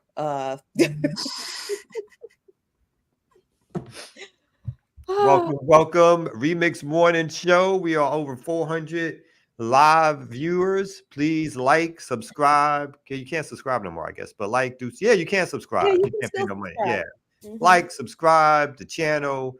We got a couple of good donations. I thank y'all who gave out some resources. Only a couple, though. Only a couple. Only a couple. I'm waiting. I'm waiting. Appreciate y'all. We thank y'all so much. Thank y'all so much. Let's get the Minister Server coming back in the chat to start some stuff. Whoa. Listen, Gangstar, that's why I come out, got kicked out of Brooklyn. Son, anybody kick me out of nowhere. You know that. You know that don't happen. Come on. No ask. Albany Project, you said? Albany Project, son. I'm gonna go ask. You a legend. Still know my name. Still know my name. Wow. Oh, there's like that brother who used to run the streets. That one, yeah. Ran 4 buildings. 4 buildings. I'm gonna start a food fight. I'm gonna start a food fight. I'm gonna suggest that unless you're growing your own vegetables out of the ground, you really have no idea what the fuck you're eating if you're buying it from a store. I'm just gonna suggest not to take any advice from somebody eating fake eggs. You said fake eggs. You could just opt not to eat the eggs. You could No, you could get the protein from the beans because the thing is you don't understand that you got to get certain things from certain foods. Yeah, and you can just eat the beans. You can just eat the beans instead of trying to fool yourself into thinking you're getting eggs. Just eat the beans. Albee Square Mall. Oh, holla. See, we got some Brooklynites in the chat. People who know about Albee Square Mall, yo, back in the day. I know y'all talking about food, but it was because they heard about it. They don't like to hear people talk about their favorite things. What you talk about? The food? Food, yeah. I was on Brooklyn, B. I was on Brooklyn. Okay. You remember you got that? Like I was talking about Brooklyn. Somebody said something about Brooklyn in the chat. That's all I cared about. Okay. They talk about Albee Square Mall. You know what I'm saying? I was like, what? Back in the day. Mark's song, Albee Square Mall. What y'all know about that? Yeah. Mm-hmm. I think one of my first jobs was at Albee Square Mall. Damn, you that old? Yeah, I am that old. Yes. When I was a teenager, I worked at Albee Square Mall for like a week, but I was reading the newspaper instead of doing my security job. And this guy's like, "Oh, you guys like you were security at the mall?" I was everything at the mall. I was wow. I was security. I was top boy. I was clothes fixer upper. They wouldn't put me on the cash register though. You know what I'm saying? They wouldn't do that. Because they knew better. Yeah. I But I think you're right on the food. I do think he has a point on the food. Y'all I'm not listening to you either. You put ketchup on crab cakes. Next. Yeah, it tastes good. I'm not listening. Ketchup tastes good on almost everything. I mean, that's admitted. I like ketchup, and I don't even like crab cakes like that. And that is like, what? What are you trying to get jumped in Maryland? Are you trying to get jumped in Maryland? Ketchup tastes good on everything. It's one of those condiments that's good for everything. All right, what we got next? Anything? I got something. Should I do a quick one? Yeah, what you got? I also have something, but you can do yours. Okay, I appreciate that. I do, because this is really about your man, who is, of course, everybody's fan favorite. So this is the kind of money that goes into the politics, y'all. Elon Musk, and watch this fool. Are they going to show him jumping up and down like an idiot? Watch him jumping up and down like an idiot. Why is he did it already? Looking like an idiot. Musk gave $75 million to pro-Trump group, becoming a Republican mega donor. So Elon Musk gave around $75 million to his pro-Donald Trump spending group in the span of 3 months, federal disclosures showed on Tuesday, underscoring how the billionaire has become crucial to the Republican candidate's efforts to win the November 5th presidential election. It says America PAC, which is focused on turning out voters in closely contested states that could decide the election, spent more than $72 million of that in July through September period, according to disclosures filed in the Federal Elections Commission. It said that is more than any other pro-Trump super PAC focused on turning out voters. The Trump campaign is broadly reliant on outside groups for canvassing voters, meaning the super PAC founded by Musk, the world's richest man, plays an outside role in a razor-thin election between Trump and Democrat Kamala Harris. Musk, the CEO, car manufacturer of Tesla, was the sole donor to the group in that period. And so lastly, it says Musk, who has said he voted for Democratic presidential candidates in the past, has taken a sharp turn to the right this election, He endorsed Trump in July. So your man spent $75 million. None of that he got from Twitter because that shit is hemorrhaging cash. So luckily, he ain't got none of that from the X. That nigga gonna win. Who, Trump? He might win. He might win. He I mean, he got billionaires behind him. Yeah, I mean, you never. I find it very hard to predict these things because every time I think I had a prediction, I thought Obama was going to lose. I thought Hillary Clinton was going to win. So I've given up in the complete predictions on who's going to win when they claim it's close because sometimes I feel like they don't know. The polls had me convinced that Hillary Clinton was going to win the election. I kept looking at the New York Times and she was ahead by at some points 25%, 80%, 85,000%. Like she was expected to win. And then the day of the election, how she went down in every state they predicted for her to win. So that's why I say might or whatever like that. But with the help of Elon Musk. I would say don't look at the polls, look at the Fed. Watch how the Fed is moving. Yeah. Yeah. Because that really is a determining factor. Or at least that's how it played out. It's a fucking circus. I don't know what to say about this electoral process other than it's just the most unserious shit ever. But it's also a deep reflection of the state of the country right now. Because the role that Elon Musk is attempting to play has been facilitated by liberals all of this time, especially during when Trump was president. A lot of what they would do to I guess, agitate Trump was talk about, because you remember with the issues with the taxes and him never giving up the taxes and how much money does Trump actually have. So they would always juxtaposition Elon Musk as being like the real millionaire. And then, before there was tensions between the two of them because of that, the way that they were playing the two of them up. But so they would always emphasize that Elon Musk has the real money and that's who Trump wants to be. And now that, Musk as an opportunist that he's always been, especially a political opportunist, because he's always given money to both campaigns, both Democrat. All the billionaires do that either way, just to ensure that they make it out okay, whoever wins on the other side. But now we're seeing in reverse that for whatever reason, he is throwing his lot behind Trump because it's beneficial for Musk to do so, that they are now they're attacking Elon Musk. But they created this monster. I mean, the subsidies that he's allowed to get, still, that is probably where that $75 million is coming from. Right. Our freaking taxes. His tax subsidies benefit from one subsidy. Right, which is probably where that 75 is coming from. But I do think that this is just a reflection of where we are as a country, politically. Because this does say where the actual influence is coming from. This is, even when we talk about voter rights, that whole discussion is fallacious because it's not determined on any individual vote. People still don't like the everyday person really has no idea truly about or a real understanding about the Electoral College and what role that plays, especially in these quote unquote swing states. Which, as an aside, I was in North Carolina. I've never really been in a swing state during election time. But wow, because in Maryland, we don't see all these ads, like every billboard, like back to back on all the highways. So it's really amazing how much money puts into these swing states.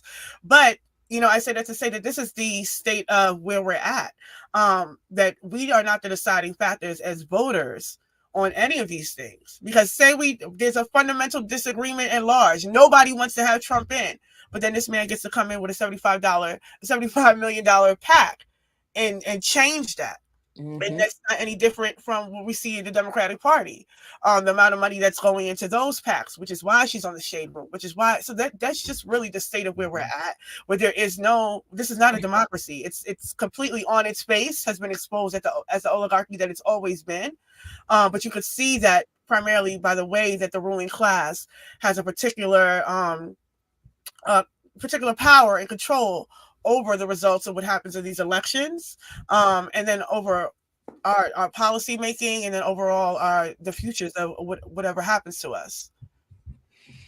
Yeah, this is I keep looking at this election cycle, and even like from the inside of a third party campaign, and it's just like, Man, if people do not understand that we do not live in a democracy in this election cycle, people are never going to get it. People are never going to if people are not looking at what's going on now, even understanding the conversation we just had earlier about what people are or are not aware of, right? I cannot see people seriously looking at this election cycle and saying, yes, this is the way a democracy is supposed to be run. I don't know what to say to people anymore. I honestly don't. I do not know what to say to people anymore about elections and voting when genocide is not a red line for people, when both political parties' representatives are equally horrible, and people are still just hanging on to equally horrible, and somehow twisting themselves into mental knots to make that okay. And I'm not sure what people are expecting on the other side of that, right? I think that's the thing that is really kind of blowing my mind. Like, what do you think is going to happen on November 6th? What do you think is going to happen on on February 15th, 2025? How do you think your life is going to be better if you vote for either one of these people and either one of them is elected? What do you think life is going to be like under either one of them? And that, I think, is where people are choosing to be dishonest with themselves, because they really do believe, I think, that Kamala Harris will be a smidgen better. But looking at everything the Democratic Party is doing right now, I don't see how they could say that. So it's just self-delusion. It's that sports people team. are, It's sports. It's entertainment. My team won or my team lost. I mean, for the billionaires, of course, they just, like as Erica said, they're going to influence whoever's in there to make sure they know that, like, hey, you need to pass this or you don't need to pass that. And for them, it may mean a couple of million here and there in terms of taxes and stuff like that. But no one's losing their wealth. No one's going poor because the Democrats won. No billionaire is truly worried or whatever. And I agree. I mean, I think Musk is such a grifter. And the Africana, who is allowed basically to do, as a private individual, private company, can launch satellites whenever they want into space. A private company has a media platform where he fixes the algorithms so that he himself is lifted up as like the largest person who has a following on there.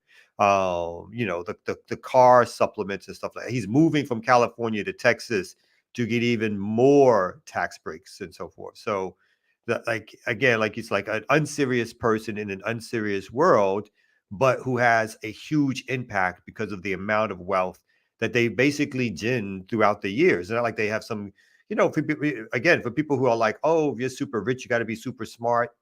Elon Musk is textbook number one on why that's not true. And there's others, obviously, most before and after. But have you heard this dude?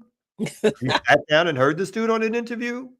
Is this the dude you think is got so much on the noggin that you need to follow his advice? No, he's a rich dude. He was born into money, and he turned that money into more money, right? And then he wants to turn that money into, he's only interested in himself and the policies that he think will further the advancement of his economic empire.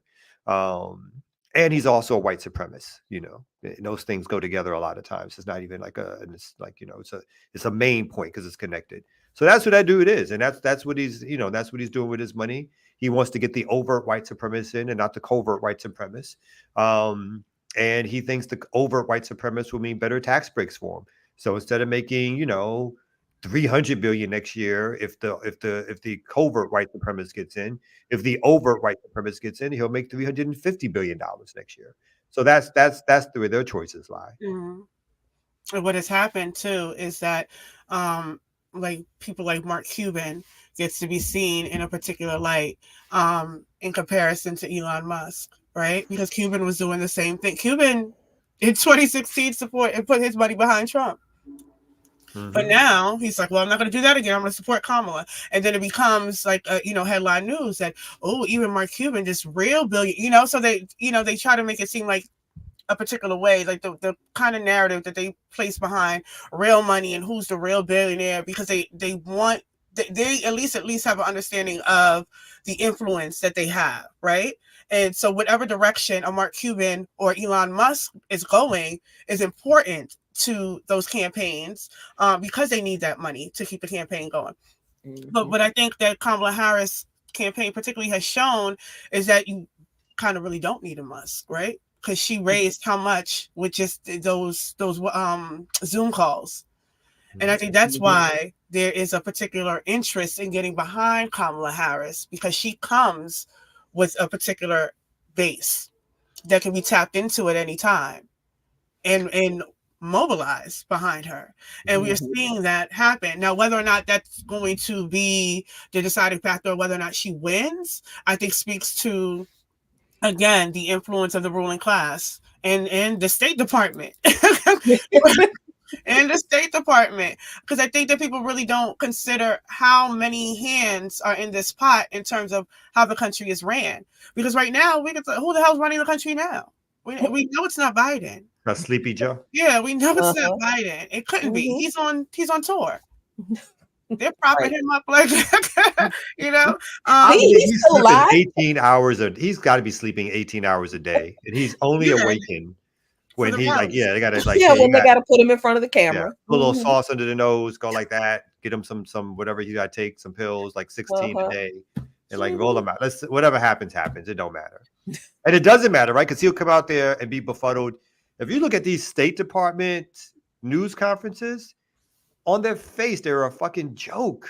When they start talking about Israel and Palestine, and they start talking, anytime they're asked whether or not something is a human rights violation, it's like, we don't have the facts.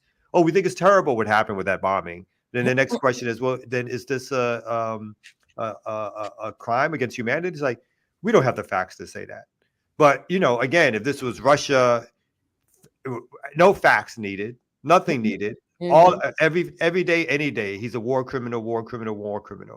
But when they're asked whether or not Israel has created a war crime, we can't say that. We can say that we're disappointed how Israel is prosecuting the war, and they have to make some changes. That for them is a hard statement. So it's all unserious. And Biden will be propped out there. They don't care what he says, because they're like, look, we control the media apparatus in the sense of the media is going to show only so much, right? And again, the biggest mistake Biden made, or the biggest mistake they made, was putting him in front of Trump without properly giving him enough meds so that he was lucid that day. Yeah. Right. The fact that he showed himself not to be lucid in the way he did was the thing that undermined completely the campaign, because they do have their own billionaires. Just because we don't see their billionaires as much, the Democrats have many billionaires and rich people. And again, let's remember, Kamala's base was manufactured because nobody voted for her last time. Right. The Divine Nine wasn't on her side the last time. Well, they were the only ones I would argue. The last time, you think? Yeah, I think they were. They were. Okay. They were the only. Well, then they were the only black people on her side the last time. They were. Because her polling in the black community when she ran against Biden was pitiful. She might as well have been a white man. But that maybe speaks to the influence of the Divine Nine. Maybe they losing their touch, but they were the only ones that fully supported her, primarily because you remember that was when she was doing the Chucks and the Pearls thing, and that was before she was picked for VP, because they were the main ones pushing that she gets back. Oh yeah. I guess that's I know there was a lot of black folks behind us. Again, the black elite, political elite, and economic elite who pushed her on Biden. Particularly because it was like, she's the only black person, and this is what we need over Abrams. So we need her to sell to the black community. Abrams was never a choice. She was real because she's really black in terms of phenotype. To be honest, I really believe they never. They never. They looked. It wasn't about her policies, because her policies are no better or worse than Kamala. She's no better or worse. They're very, very similar. Strictly around racism. She's a light-skinned black person, and she's a Reaganite. Yeah, that's all that was. Because she's got. In fact, I would say Abrams has more of a base in the black community than Kamala Harris ever had. So if they're going to pick somebody because they were bringing real numbers that were like something that you could document, then they would have picked Abrams, as terrible as she was also. But they figured, hey, we can, and again, this is how the machine works. We give us a little time. We can figure it out and push anybody on the scene. She doesn't have the talent of Obama. That's obvious. But well, look where she's at. But I think, to that point, she was pushed there. But when you mentioned the debate, one of the things that happened instantly after that debate was Kamala's defense of Biden. She was the first person to speak up. And that's what I think back to. It's like, it was definitely a coup. Yeah. I don't think it was a coup as much as I feel. I do, because I think that Biden. I mean, I think. Well, no. I take that back. I think she spent these last years working in the background. I don't think she was a part of the coup. I think the other Democrats were a part of the coup. And because remember, at the beginning, they did not want her. They were talking open primary. But I think, but again, to her credit, in terms of the Machiavellian ways in which people move, she pulled that shit off beautifully.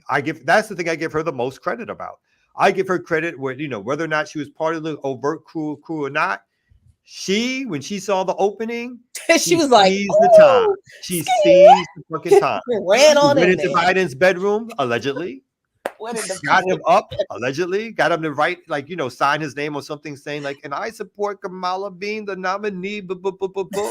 How fast was that out there? She only could have crept into the bedroom and type that up. It took him a long time to pass. No, it did not. After he because remember, if you remember how that happened, so she was in defense. Nancy Pelosi and all that were not behind her. Then that call happened with the Zoom call, and they raised that $8 million or $8 billion in that. Biden supported her before that, though. Biden's statement. But he was not prepared to step down yet. No. She did the call with which call you took? When she raised all that money? The first call with the black women. That was when she was already about to be nominated. That's when she was already. She was one of the, because they were already talking about Biden needed to perhaps step back. And they were talking about doing primaries and things like that. You remember you and I were talking about potentially Newsom? We were throwing all kinds of names out there. Yeah. Because we did not see Kamala Harris coming. Kamala did that call with the black women. I think we got to review this. The money that was raised. We got to review this. Biden, we got Pelosi, we got Barack Obama. Biden came. Yeah, they fell like dominoes. Biden was the first. Biden came out in support of her before the rest of the Dems did. Which gave the rest of the Dems, they could not go out as hard as they wanted to impress for this open convention. And she did that. She did the meetings. She did the press thing. She herself put out her information. She slayed those crackers. I give her credit for that. She put Nancy Pelosi and Chuck Schumer in their fucking place. She moved. I'm telling you. She allegedly went into the bedroom and typed up that message and got that shit out first thing first, whatever like that. And then the dominoes began to fall. No one would come out and challenge her because no one wanted to have another fight. It's one thing, again, they already made the old dude step down, but then we're going to come out and say that his vice president wasn't the logical choice. It's like, yeah, you about to get, and black, and again, her rallying black people and her black surrogates to be like, because y'all going to go over people off? your most loyal constituent that you constantly are stomping on. This one, that would be the only reason why they would the black elite would come out against the Democratic Party. If they went over the black woman to put in the white man, it's all about then they would have came out, I think, in droves and be like, oh, we're not supporting her. You can continue to kill the Palestinians all you want, but we need a black face in front of that. That's basically how that ran, as I saw it. Oh, speaking of black faces, can we pull up my last story since we only have about 5 minutes left? I think the ear doctor has it. You got it. Okay. So, big news, Morehouse. Gotta love these HBCUs. Vice Admiral Alvin Hosley, he has been nominated to lead the combatant command, and this was in August the 28th of August this year. He is now the new commander. Laura Richardson will be stepping down, the first woman, and she is going to be replaced by the first Black. Aren't we? Oh, if you're familiar with SOUTHCOM, it is one of the 11 military commands that the U.S. has carved up the world into its regions. It's specifically Latin America and the Caribbean. A lot of the work that we do in Black Alliance for Peace Haiti America's team is to also indicate that the South is also part of that. When you look at how particular commands are moving, like the Operation Trade Winds that does combat trading with NATO countries in SOUTHCOM and the Caribbean. So all of these things are part and parcel of the process. But then also, and a lot of what we've been talking about here and just in general about what's happening in the Caribbean with Haiti, with Honduras, with Cuba has had a SOUTHCOM presence. SOUTHCOM does not only have a military presence, but they also have an NGO presence through USAID. They also have the humanitarian aid, quote unquote. So when these hurricanes and things happen, they send in SOUTHCOM. Cuba sends doctors, the US sends the military. But SOUTHCOM is a big deal. And what we're seeing now is if you look at all of the AFRICOM is being led by a Black man. SOUTHCOM is being led by a Black man. The UN has Linda. The Defense Secretary is Lloyd Austin. So we are just racking up with seats at the Empire's table. Marine Corps led by a Black man. Yes. Mm-hmm. So this is what's happening, and it just makes me think of. We talk about imperialism being the highest stage of capitalism, but I think it's really, really important at this time that everybody refreshes themselves with Nkrumah's neocolonialism is the highest stage of imperialism. Because if we are looking at what is happening and the U.S.'s role as empire and what is happening throughout the globe, the amount of wars that the U.S. is involved in, the amount of global destabilization that the U.S. is involved in, only for the sake of expanding its hegemony and maintaining its hegemony in these parts of the world, it's all being led by Blacks. And there's a potential commander-in-chief that will be a Black woman. Right. Mm-hmm. And these are things that we are being told to aspire to. These are good things, and without any consideration to what are we being asked to do. And this is such a drastic far reach from where the Black community, quote unquote, has been in terms of understanding their position within empire. The Black people have never historically been a pro-war people. Mm-hmm. And these last decade, especially through Obama, the Black people in this country seem to be all in with war because they see it. I have Black people talking about, we about to go fight Iran. We who?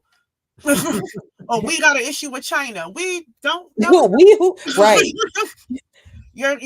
So seeing themselves as part and parcel of this country, becoming more patriotic, all of that is a mechanism of what we're seeing take place from all the major cities have Democratic leadership that just so happens to be Black.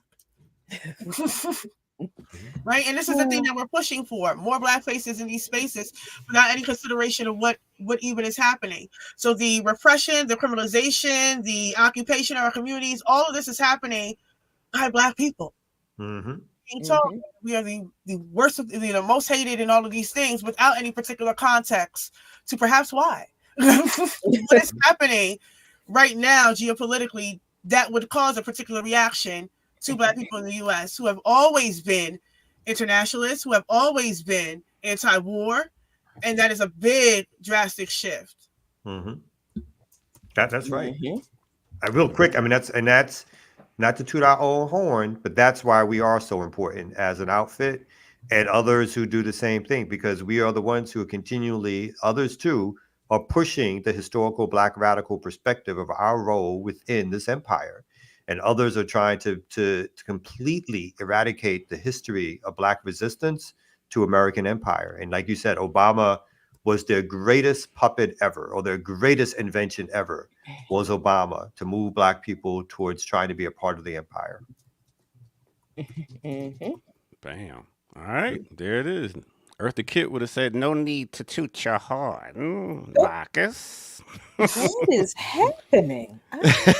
Coming to a Love what that was that? movie. No, I Boomerang. know what it's Boomerang. from. I That mean, was you know, Boomerang. that was Boomerang all day. All right, well, Boomerang yourself back here tomorrow morning so y'all can catch us once again at 8 a.m., giving you some more of that boom bap breakfast right here on the Remix Morning Show. We got anything coming up before we get out of here, Jackie? I am working on 2 or 3 different things at one time. I don't know what the hell I'm going to do. I think I'm going to be talking about the Powell memo on Darker Than Blue this week because I like reading these historical documents. A couple weeks ago, we did W.E.B. Du Bois's "I Won't Vote" essay, and then last week I talked about some of the people and the third parties that Du Bois raises in that essay, and why those people and policies and parties are very important to today. So I figured, you know what? Let's see what's going on in the Powell memo and find out what we can learn from that. That's still going on today. And so that's what we're going to do on Friday. Working on some stuff with Anthony, who's in Palestine right now, Anthony Rogers, right? Yeah. And who knows? More garden stuff. All kinds of stuff. Tune in. Anything coming up, Erica? I guess not. Where'd she go? Left the screen. She just left. Yeah, her computer. Anything coming up with you, Kamal? No? All right. Okay. Well, make sure y'all tune in tomorrow morning for the remix, and also 11 o'clock tomorrow morning as me and Kim Brown do Classical Breakdown, and we'll be going over the year 1978. All right. With that said, we are out of here. Catch y'all tomorrow morning. Peace, my people. Peace.